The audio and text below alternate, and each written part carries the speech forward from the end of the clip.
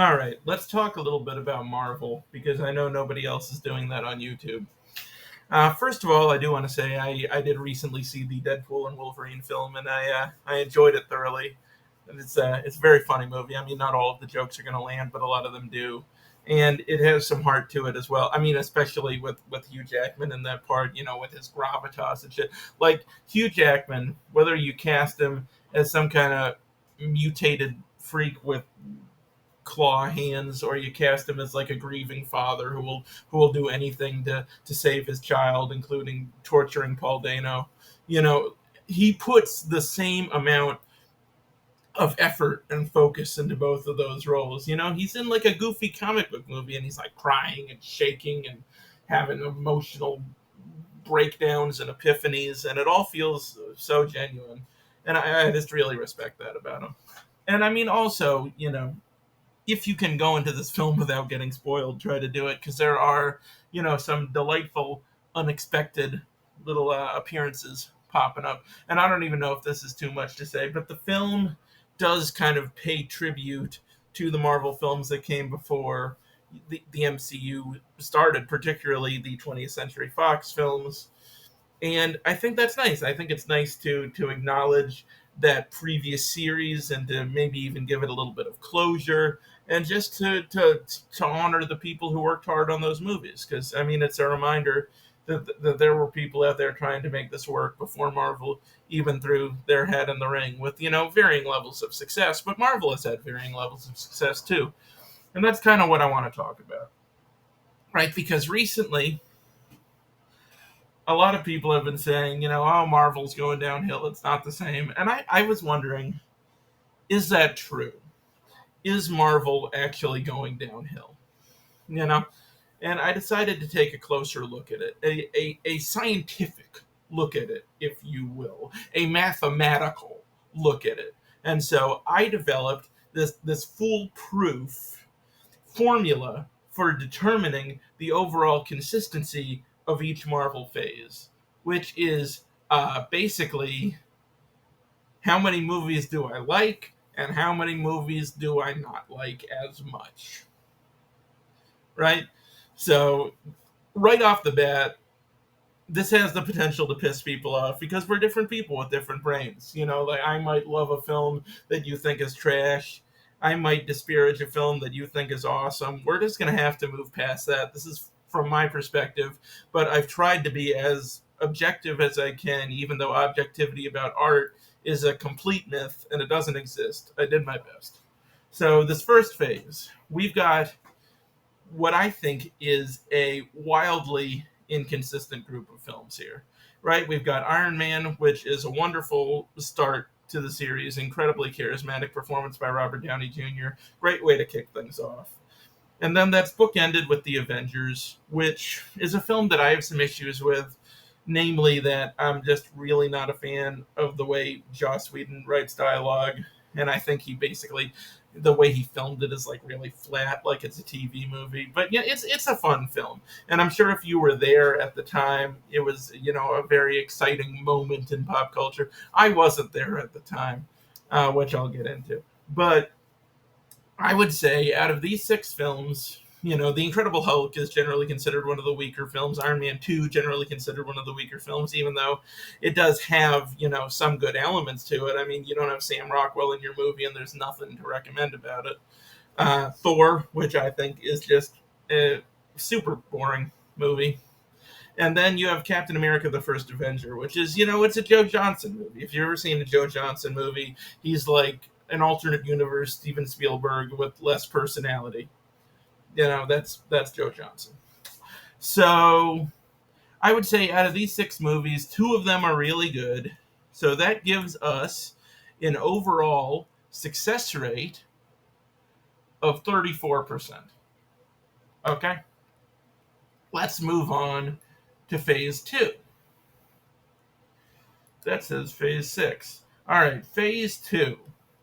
I'm a professional. Phase two, spoilers, it's the same thing. Six movies, two of them are really good, in my opinion. Captain America the Winter Soldier and Guardians of the Galaxy. Those both came out in 2014. That also happened to be the year that I got into Marvel movies. Like, I understand why people can be snobbish about this series, right? I understand why people can be like, oh, it's not cinema and stuff, because I used to be that way. When I was in college and I was like, whatever, I'm an adult now. I only watch artsy, cool movies, And so I completely skipped phase one. I'd like comic books as a kid and all of that and playing with action figures and stuff, but I'd been like, I've grown past that. I'm not interested in it now. That's like boring popcorn bullshit entertainment. No, thank you. But, I had a friend who really wanted to go see Winter Soldier, so I went with him. I was expecting to be bored out of my mind. I was like, okay, I guess I'll go. And it was fantastic. Wonderful, really kind of taut political thriller with, Robert Redford lending his, patina to it. And it's just a wonderful movie. And then Guardians of the Galaxy, so much fun. Such endearing characters, totally sealed the deal. I was like, I'm in with this franchise from that point on. That being said, what else is here? Right, you got Ant-Man, which is like a perfectly fine movie in my opinion, nothing exceptional. You have Iron Man 3, which I do think is a bit of an underrated film. I mean, it's written and directed by Shane Black. I love the way that guy writes, but it is a very flawed film. You have Thor: The Dark World, which once again commonly considered one of the worst in the MCU, and I would agree. And then you have Avengers: Age of Ultron, which in some ways I actually think is a more interesting film than the first Avengers, but it also has a lot of issues. What with the Joss Whedon of it all, and the studio interference, and that weird part with the dream pool that doesn't make any sense really. So, whatever. So once again, I would say out of these 6 movies, we got 2 really good movies. I didn't even have to calculate this because it's the same ratio as Phase 1. It is a 34% success rate, right?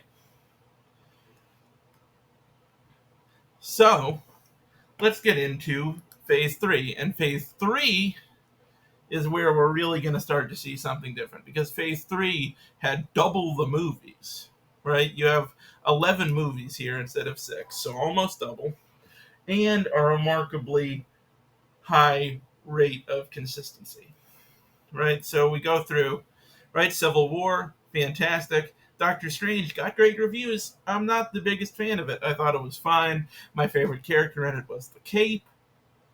So that tells you something. Guardians 2, this is where I'm going to pull rank. It's my list. I think Guardians of the Galaxy Volume 2 is fantastic. It's actually my favorite movie in the MCU, and I'm not saying that to be a contrarian. I'm saying it because it made me feel things. Like, out of all of these movies, that's the one that had the most emotional resonance to me.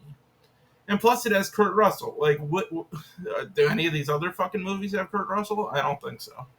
Then you got Spider-Man Homecoming, great introduction to that new version of Spider-Man. You got Thor Ragnarok, which is just one of the most purely enjoyable movies in the whole MCU, if not the most enjoyable. You got Black Panther, great movie, perhaps the best Marvel villain ever with Killmonger, the only Marvel film to be nominated for Best Picture at the Academy Awards. Then you got Infinity War, which is this great spectacle with an amazing performance by Josh Brolin. And you got Avengers Endgame, which was, quite possibly the best theater experience I've ever had. Spider-Man Far From Home, solid movie. Captain Marvel, somewhat maligned film, but I enjoyed it thoroughly with the whole, buddy cop kind of team up with her and Nick Fury, and the whole cat monster of it all. It's a fun movie, I think. But for our purposes, for the purposes of our calculation, I'm gonna say we got 11 movies here. We got 6 great movies. We have Civil War, we have Guardians of the Galaxy 2, we have Homecoming, we have Ragnarok, we have Black Panther, we have Infinity War, we have Endgame. Right? Is that 7 movies? That might be 7 movies. Civil War, Guardians, Spider-Man, yeah, that's 7 movies. That's 7 movies. I'm a fucker. So that's even better. 7 out of 11. That is a 63% success rate. You know? I'm good at math. I'm not cutting any of this shit out. And then, if you disagree with me about Guardians 2, you want to get rid of Guardians 2, it's still a 54% success rate. So both of those success rates significantly higher than the success rates for phase 1 and phase 2, pretty much double the success rate of those phases in my opinion, and double the movies. So that's pretty impressive in my book, right? And now we get to phase 4. And phase 4 is where things start to go downhill, right? Because Endgame has happened. It's hard to be, as involved, as interested in, because it's like, well, where are we building to now, right? It's aimless. It's just drifting around, right? We got 7 movies. We got 7 movies in phase 4. I would say out of those 7 movies, 4 of them are really good. Right, you got Spider-Man: No Way Home, which was the biggest event film since Endgame. You've got Shang-Chi, which is a super enjoyable movie, really funny performance by Ben Kingsley in that too. Great action, great villain performance.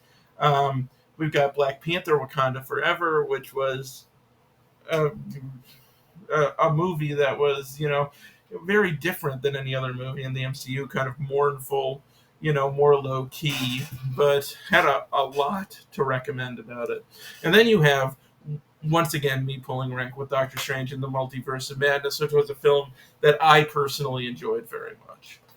So, if we have 7 movies, we got 4 really good movies, 57% success rate. You don't agree with me on Doctor Strange? Still, 42% success rate. But let's not stop there, right? Let's also look at the television shows and the specials, right? Because this was the first year where we got that real oversaturation, where we not only got a bunch of movies, we got a bunch of TV shows as well. So out of these TV shows, let's say, Miss Marvel, Loki, Hawkeye, WandaVision were great, or at least borderline great. So now we've got 8 projects, 4 movies, and 4 TV shows that are great. So 8 overall, or if you don't agree with me about Doctor Strange, 7 overall. Then you have Werewolf by Night, Guardians of the Galaxy Holiday Special, both of which were very enjoyable. So now we're up to 8 or 9 if you let me have Doctor Strange. Right? And so the number of overall projects here, let's see, we got 17. 17 overall projects. So 9 out of 17. That is a success rate of 52.94%. You want to get rid of Doctor Strange? Fine. It's a success rate of 47%, both significantly higher than the success rates of Phase 1 and 2. So, in my opinion, is Marvel going downhill? From a quality perspective, just looking at the quality of each individual project, no. No, I think, I'm not saying that every Marvel movie and every show is great. I'm saying that it is as mixed as it's always been. There have always been really good movies. There have always been movies that have been not so good. The exception to that was Phase 3. And if you compare anything to Phase 3, it's going to be disappointing. But if you compare the previous phase to the overall scope of the MCU, no, I don't think in terms of quality there's been a decline. But I have felt some of that fatigue that a lot of people are feeling. So why is that happening? I think that a 50% success rate with 17 projects is naturally going to feel more tiring than a lower success rate than a 30-something% success rate with 6 movies. Right? Right? It's just going to be more noticeable because you're putting more work out there. At this point, you've got basically a 50-50 shot of, is something going to be great? Is it going to be disappointing?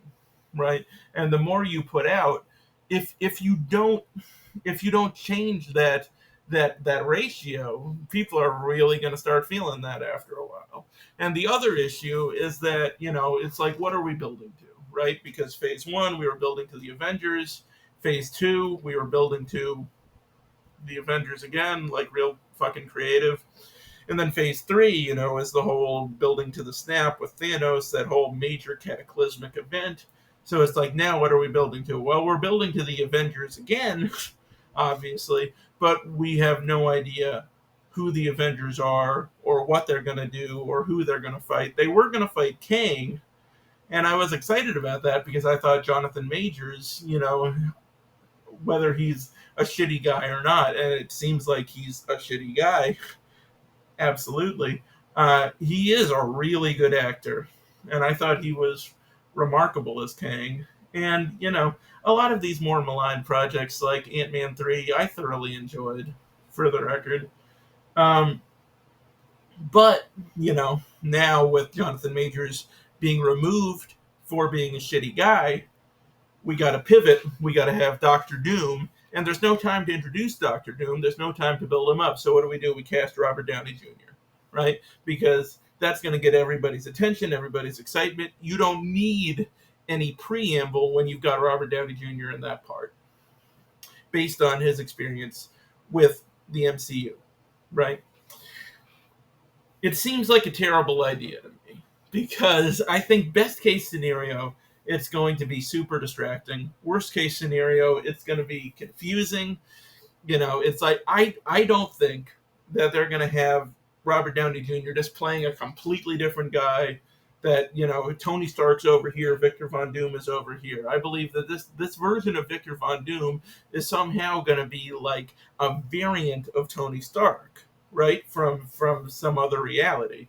And that's just an odd idea to me. I don't see how that's going to work. I don't see how that's going to pay off. But we'll see. Maybe I'll be eating my words. But I mean, the current status of all of this, I would say on the current phase, I would say we're 50-50.